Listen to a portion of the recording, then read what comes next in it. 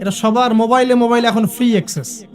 যে কেউ ইচ্ছা, আলেম হোক আর জালেম হোক আর যেই হোক না কেন, সবাই বাসায় গিয়ে চুপচুপ করে পর্নোগ্রাফি দেখতে পারে। এবং যখন এটাতে মানুষ আসক্ত হয়ে যায়, তখন ভিতর থেকে সে পশু হয়ে যায়। নিজের মেয়ের সাথে জেনা করতেও তার বুক কাঁপবে না। আপনি কি জানেন এখন অনেক পিতা বেরিয়েছে যারা নিজের মেয়ের সাথে জেনা করছে? খবর দেখেছেন? এটা কিভাবে সম্ভব? পর্নোগ্রাফির মধ্য দিয়ে সম্ভব। পর্নোগ্রাফি দেখতে দেখতে দেখতে দেখতে এগুলোকে মানুষের কাছে কমন মনে হচ্ছে, স্বাভাবিক। তখন কোনো মেয়ের দিকে আর সম্মানের চোখে মানুষ তাকাতে পারছে না। একটা মেয়ের দিকে সম্মানের দৃষ্টিতে মানুষ আর তাকাতে পারছে না। আর মেয়েরাও যে খুব ভালো তা না, ম্যাক্সিমাম মেয়ে দেখা যায় বেপর্দায় চলে। ওরা পছন্দ করে কেউ ওদেরকে প্রিজিং করুক, কেউ একটু ওকে লাভ লেটার দিক, কেউ টিকটক একটু নক করুক, কেউ মেসেঞ্জারে নক করুক। অনেক মেয়েরা তো অনেক বদ এখন। ভালো মেয়ে খুঁজে পাবেন কোথায়? খুবই রেয়ার, খুবই রেয়ার। ভালো মেয়ে খুঁজে পাওয়া খুবই রেয়ার। যদি আপনি নিজে পবিত্র না থাকেন, আপনি পবিত্র মেয়ে খুঁজে পাবেন না। প্রিয় দিনী ভাই, আপনি যদি নিজে পবিত্র না থাকেন, আপনি পবিত্র মেয়ে খুঁজে পাবেন না। বড় বড় শহরগুলোতে গিয়ে দেখেন, শপিং মলগুলোতে গিয়ে দেখেন, শপিং মল, ইউনিভার্সিটিজ, মেগা সিটিজ গুলোতে গিয়ে দেখেন, মেয়েদের গেট আপ গুলো দেখেন। বলবে যে হুজুর আপনারা এগুলো দেখেন? জি না, আমরা দেখি না, বাট আমাদের চোখের সামনে পড়ে যায়। আর চোখের সামনে যখন পড়ে যায়, তখন তো আমরা চোখ বন্ধ করে হাঁটতে পারবো না। মনে করেন আমি কার ড্রাইভ করছি, আমি চোখ বন্ধ করে ড্রাইভ করবো? আর সামনে কেউ পড়ে গেলে বলবেন হুজুর আপনার দৃষ্টি খারাপ। কি ফাইজলামি শুরু করছে! ডানে বামে চারপাশে যখন মেয়েরা এভাবে নগ্ন হয়ে ঘুরবে, আমি কি চোখ বন্ধ করে আকাশের দিকে তাকায় গাড়ি চালাবো? না আকাশের দিকে তাকায় হাঁটবেন, নাকি মাটির তলে তাকায় হাঁটবেন? কি করব? তো এগুলো হচ্ছে এক প্রকার এক শ্রেণীর বুদ্ধি প্রতিবন্ধী আছে, নাস্তিকতায় বিশ্বাসী, এদের খোরা যুক্তি এগুলা।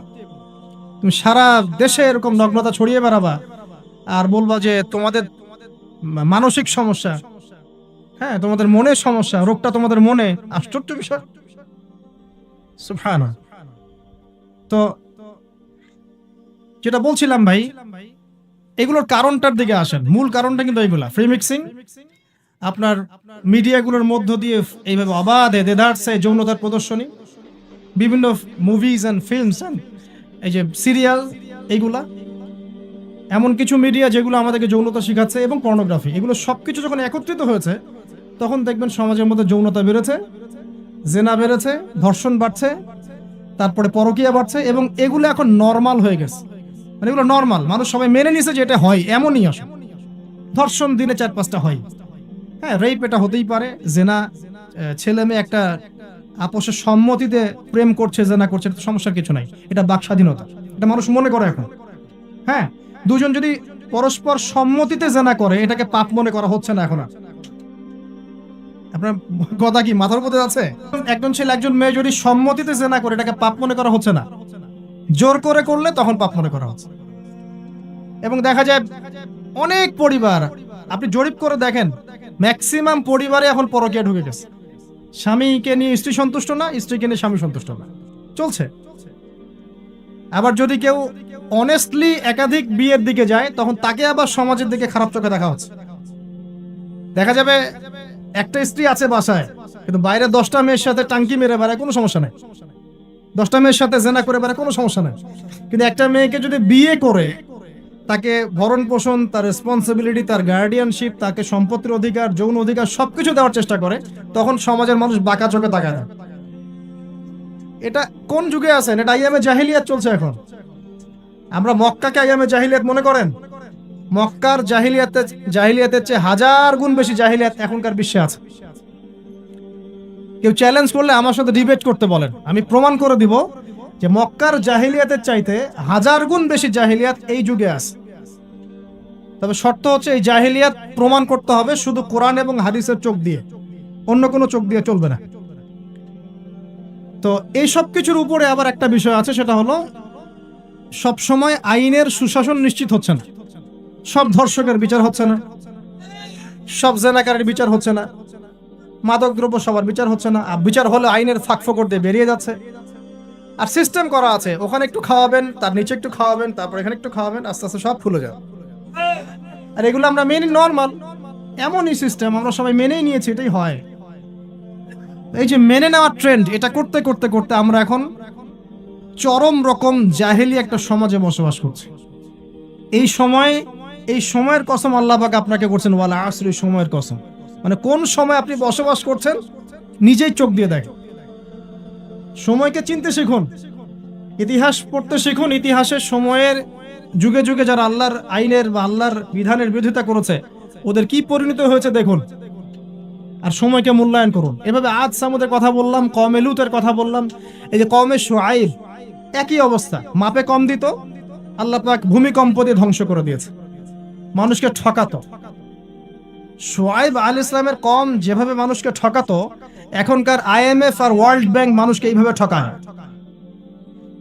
এটা আপনি বুঝবেন না যদি ইন্টারন্যাশনাল ইকোনমিক্স মনিটারি সিস্টেম সম্পর্কে পড়াশোনা না করেন।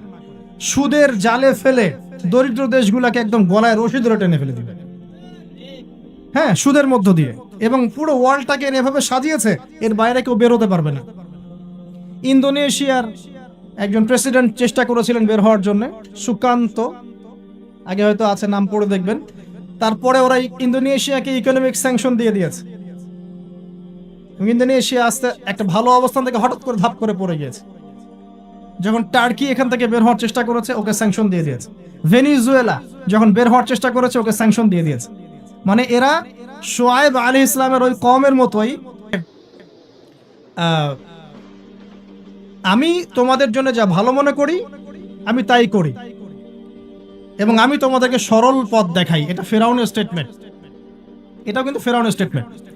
তো সে নিজেকে এক পর্যায়ে রব দাবি করে, এবং আল্লাহ পাক তাকে ক্ষমতা দিয়েছিলেন, দীর্ঘ হায়াত দিয়েছিলেন, ওকে জুলুমের ক্ষেত্রে আল্লাহ পাক অবকাশ ছাড় দিয়েছিলেন। এক পর্যায়ে সে মনে করলো যে তাকে ধরার কেউ নাই। কিন্তু আল্লাহ রাব্বুল আলামিন একটা সুযোগের অপেক্ষা, একটা সুযোগের অপেক্ষা, সেটা হলো মুসা আলাইহিস সালামকে ধাওয়া করছে ফেরাউন এবং তার দলবল, লোহিত সাগরের কাছে আসলো। ফেরাউন এদিকে দাঁড়িয়ে আছে, মুসা আলাইহিস সালাম এবং তার সাথীরা পার হয়ে গেল। ফেরাউনও পার হতে গিয়ে আল্লাহ পাক সবাইকে সদল বলে ডুবিয়ে দিলেন। একদিনের ব্যাপার। আল্লাহ পাক ওয়াল আসরি, সময়ের কসম করে এদিকে আমাদেরকে তাকাতে বলছেন। ইতিহাস ঘেটে দেখো, ফেরাউনের মতো বড় যারা স্বৈরাচারী ছিল তারাও টিকতে পারে নাই, পেরেছে? পারে নাই। নমরুদের কথা আপনারা জানেন, বিশাল প্রতাপশালী, তাকে আল্লাহ পাক লম্বা হায়াত দিয়েছিলেন। ইব্রাহিম আলাইহিস সালামকে কত পরীক্ষায় না ফেললো, আগুনে পর্যন্ত ফেলেছে। ইব্রাহিম আলাইহিস সালাম বলেছেন, হাসবি আল্লাহ ওয়া নি'মাল ওয়াকিল, হাসবি আল্লাহ ওয়া নি'মাল ওয়াকিল, নি'মাল মাওলা ওয়া নি'মান নাসির। আল্লাহ রাব্বুল আলামিন ইব্রাহিম আলাইহিস সালামকে বিজয় দিলেন ও নমরুদকে আল্লাহ পাক ধ্বংস করে দিলেন। কোথায় যাবেন? তো লম্বা করছি না, একটা বিষয়ের দিকে ফোকাস করেন। সময়ের কসম বলতে আল্লাহ পাক আপনাকে বর্তমান সময়টাকে চিন্তা করতে শেখাচ্ছেন। কারণ আপনি আমি যে সময় আছি সে সময় নিয়ে ভাবতে হবে। 1, 2 সময়কে মূল্যায়ন করতে হবে। 3 অতীতের সময়গুলোর দিকেও তাকাতে হবে, যে অতীতে কখন কার কি পরিণত হয়েছে, কি কারণে হয়েছে। এখান থেকে শিক্ষা নিয়ে সামনের দিকে পথ চলতে হবে। আর সামনের সময় কেমন? সামনের সময় আরো ভয়ঙ্কর। যত দিন যাবে কিয়ামতের যে আলামতগুলো বাকি আছে সেগুলো আস্তে আস্তে চোখের সামনে দেখা যাবে। 10টা বড় বড় আলামত এখনো দেখা যাচ্ছে না, বাকি ছোট ছোট যত আলামত আছে তার 100টার মধ্যে 99টাই দেখা যাচ্ছে। সামনের সময় কেমন বলছিলাম, যে 10টা বড় বড় সাইন দেখা যাচ্ছে না, বাকি 100টার মধ্যে 99টাই দেখা যায়। কি কি দেখা যাচ্ছে কয়েকটা বলি। উঁচু উঁচু বিল্ডিং দেখা যায়, উঁচু উঁচু বিল্ডিং এর প্রতিযোগিতা দেখা যায়। সমাজের নিম্ন শ্রেণীর মানুষ, রাখাল শ্রেণীর মানুষ উঁচু উঁচু অট্টালিকা নির্মাণের প্রতিযোগিতা করছে, দেখা যায়। সমাজের ম্যাক্সিমাম মানুষ এখন সুদ খাচ্ছে, দেখা যাচ্ছে। ছেলেরা মেয়েদের পোশাক পরছে, মেয়েরা ছেলেদের পোশাক পরছে, দেখা যায়।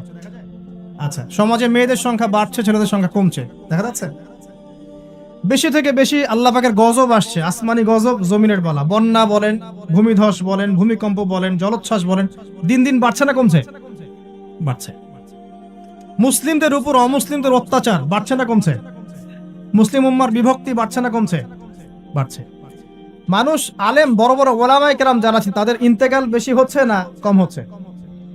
ওলামায়ে কেরাম যারা বড় বড় আলেম ওলামা তারা আস্তে আস্তে চলে যাচ্ছেন না? মানুষ অনেক জাহেলকে আলেম মনে করছে না? হ্যাঁ, এমনও কিছু মানুষ মুসলিম সমাজে দিন প্রচার করছে যাদের ফ্রেঞ্চ কাট দাড়ি।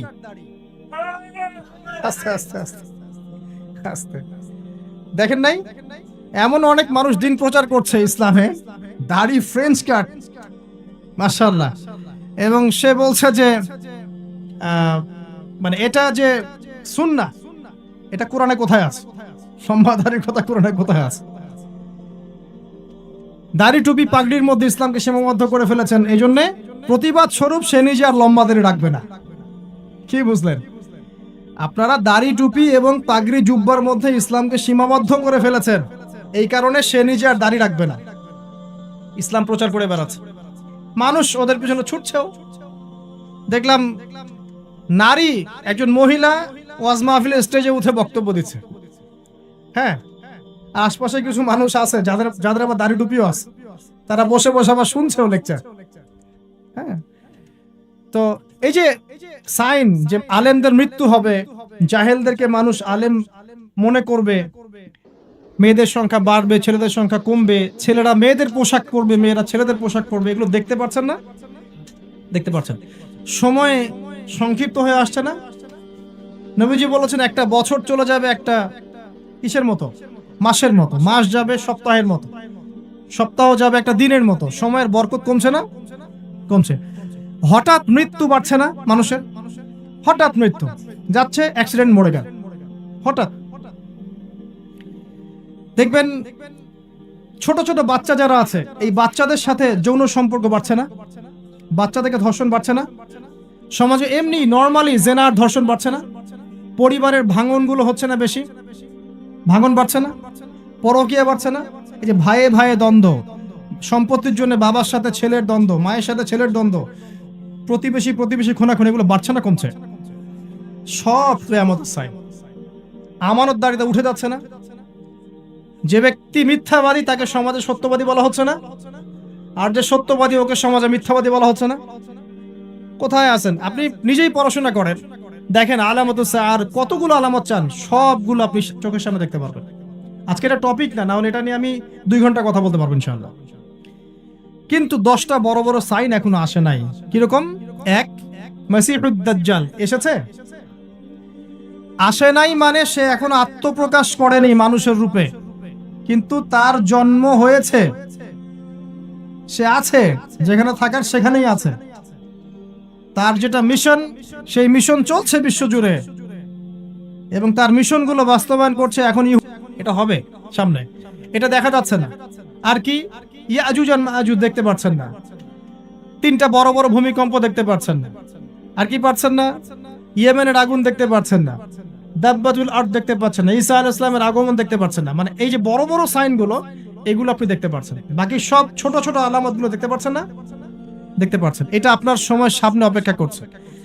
কারণ আল্লাহ পাক, আল্লাহ রাব্বুল আলামিন, আমরা শেষ করছি, আল্লাহ রাব্বুল আলামিন এখন কি বলছেন? যে এই সময়ের কসম করে আল্লাহ পাক বলছেন সবাই আমরা ক্ষতির মধ্যে আছি। আমরা যে ক্ষতির মধ্যে আছি এটাকে বোঝার আর বাকি আছে?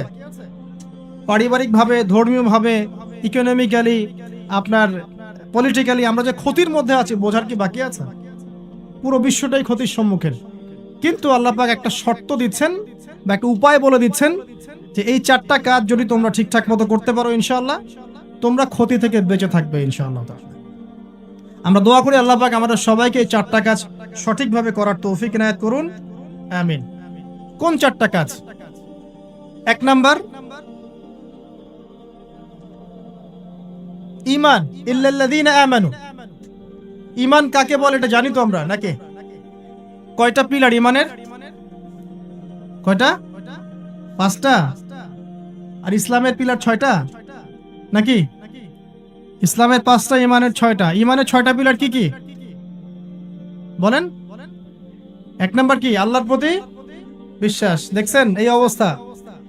তারপরে ফেরেশতাগণের প্রতি বিশ্বাস। 3 নাম্বার আসমানি কিতাব সমূহের প্রতি বিশ্বাস। তারপরে রাসূলগণের প্রতি বিশ্বাস, পরকালের জীবনের প্রতি বিশ্বাস, আর ভাগ্যের ভালো মন্দের প্রতি বিশ্বাস। এই 6টা হচ্ছে ঈমানের পিলার। এই 6টাকে মনে বিশ্বাস করতে হবে, মুখে স্বীকার করতে হবে এবং কাজেও বাস্তবায়ন করতে হবে। আল্লাহ পাক তৌফিক দান করুন, আমিন। এটা হলো ঈমান। যারা ঈমানদার হবে তারা ইনশাআল্লাহ ক্ষতি থেকে বেঁচে থাকবে। 2, ওয়া আমিলুস সলিহাত, যারা সৎ আমল করবে, নেক আমল করবে। সৎ আমল, নেক আমল কি জিনিস? এক কথায় উত্তর হচ্ছে নবী সাল্লাল্লাহু আলাইহি ওয়াসাল্লামের সুন্নাহই হচ্ছে নেক আমল। সিম্পল। তিনি যেভাবে নামাজ পড়েছেন সেভাবে পড়বেন, যেভাবে যাকাত দিয়েছেন সেভাবে যাকাত দিবেন, যেভাবে হজ করেছেন, উমরা করেছেন, সাদাকা করেছেন, তেলাওয়াত করেছেন, জিকির করেছেন, ঠিক সেভাবে করবেন। নবী সাল্লাল্লাহু আলাইহি ওয়াসাল্লাম যেভাবে পরিবার চালিয়েছেন, ব্যবসা করেছেন, চাকরি করেছেন, চাকরি তিনি করেন নাই, মানে মুআমালাত ডিল করেছেন, সেভাবে করবেন। মানে জীবনের প্রতিটা কাজ নবী সাল্লাল্লাহু আলাইহি ওয়াসাল্লামের সুন্নাহ মতো করাই হচ্ছে আমলে সালেহ। তো আমরা বেশি বেশি আমলে সালেহ করার চেষ্টা করব। আল্লাহ পাক তৌফিক ইনায়াত করুন। এরপরে হচ্ছে ওয়াতাওয়াসাউ বিল হক, পরস্পরকে হকের দাওয়াত দেয়া। তো হকের দাওয়াতটা কি জিনিস? হকটা কি এটাকে শিখতে হবে। হক মানে এক কথায় কোরআন এবং সুন্নাহ। কোরআন এবং সুন্নাহর বাইরে হকের কোনো মানদণ্ড আছে? সত্য মিথ্যার কোনো মানদণ্ড আছে?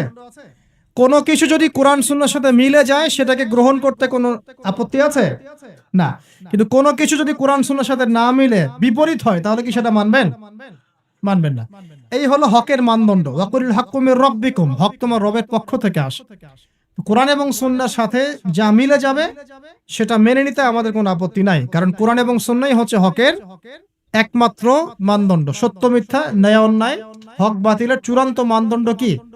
কোরআন এবং সুন্নাহ। এটাই হলো হক। এর দাওয়াত যারা প্রদান করে, এই দাওয়াতটা আপনি একটা ফাউন্ডেশনের থ্রু দিয়েও করতে পারেন, একটা রাষ্ট্রের মাধ্যমে করতে পারেন, একটা শিক্ষা প্রতিষ্ঠানের মাধ্যমে করতে পারেন, একটা সামাজিক সংগঠনের মাধ্যমে করতে পারেন। যেভাবেই হোক আপনি হকের দাওয়াতটা মানুষের কাছে প্রচার করবেন। এটা হচ্ছে ওয়াতাওয়াসাউ বিল হক, পরস্পরকে সত্যের উপদেশ দেয়া। আরেকটা কি? ওয়াতাওয়াসাউ বিস সবর, পরস্পরকে ধৈর্যের উপদেশ দেয়া। মানে হকের সাথে ধৈর্যের সম্পর্ক, দাওয়াতের সাথে ধৈর্যের সম্পর্ক। কারণ ইসলামের বিজয় রাতারাতি হয় না, সবর করতে হয়। একদিনেই ইসলামের বিজয় হয় না, এক রাতে হয় না, সবর করতে হয়, লেগে থাকতে হয়, কন্টিনিউয়াসলি কাজ করতে হয়। আস্তে আস্তে সুপরিকল্পিতভাবে একটা নির্দিষ্ট লক্ষ্যকে সামনে রেখে আগালে পরে ইনশাআল্লাহু আযজা ওয়া জাল দেখবেন ইসলামের বিজয় একদিন না একদিন হবেই ইনশাআল্লাহ। আর এটা যে হবেই এই বিষয়ে কোনো সন্দেহ নাই। আজ হোক আর কাল হোক, ইসলাম এই পৃথিবীতে চিরস্থায়ী হবে। সর্বশেষ যে বিষয়টা কিয়ামতের আগে ঘটবে সেটা হলো ঈসা ইবনে মারইয়ামের হাতে পুরো বিশ্বব্যাপী দ্বীনের খেলাফা। এটা ঈসা আলাইহিস সালামের হাতে আল্লাহ পাক করাবেন ইনশাআল্লাহ তাআলা। এবং বিশ্বের বিভিন্ন জায়গায় মুসলিমদের মধ্যে এই যে হকের যে ব্যাপারটা বললাম, কোরআন এবং সুন্নাহ, এর এস্টাবলিশমেন্ট হবে ইনশাআল্লাহু আযজা ওয়া জাল। এটা চিরায়ত হয়ে গেছে, লিখিত হয়ে গেছে। কোথায়, কবে, কার মাধ্যমে, কিভাবে হবে এটা আল্লাহ পাক জানেন, আমরা কেউ জানি না। কিন্তু এতটুকু জানি যে ইসলাম ছিল, ইসলাম আছে, ইসলাম থাকবে এবং ইসলাম সর্বশেষ রিলিজন যেটা সারা বিশ্বকে ডিল করবে, সারা বিশ্বের বিষয়গুলোকে নিয়ন্ত্রণ করবে ইনশাআল্লাহু আযজা ওয়া জাল। মাঝখানের এই সময়টুকুতে আমাদের কি করণীয়? 1 নাম্বার, সময়কে মূল্যায়ন করা। 2 নাম্বার, প্রকৃত ঈমানদার হওয়ার চেষ্টা করা। 3, বেশি বেশি করে সৎ আমল করার চেষ্টা করা। 4 নাম্বার, হকের দাওয়াত প্রচার করা। 5 নাম্বার, ধৈর্য ধরা এবং নির্দিষ্ট লক্ষ্যকে সামনে রেখে সামনের দিকে এগিয়ে যাওয়া। আল্লাহ পাক আমাদের সবাইকে এই তৌফিক এনায়েত করুন, আমিন। আজকের মতো আমরা এখানে শেষ করছি। সবাই দোয়া পড়ি, সুবহানাকা আল্লাহুম্মা বিহামদিক, আশহাদু আল্লা ইলাহা ইল্লা আনতা, আস্তাগফিরুকা ওয়া আতুবু ইলাইক।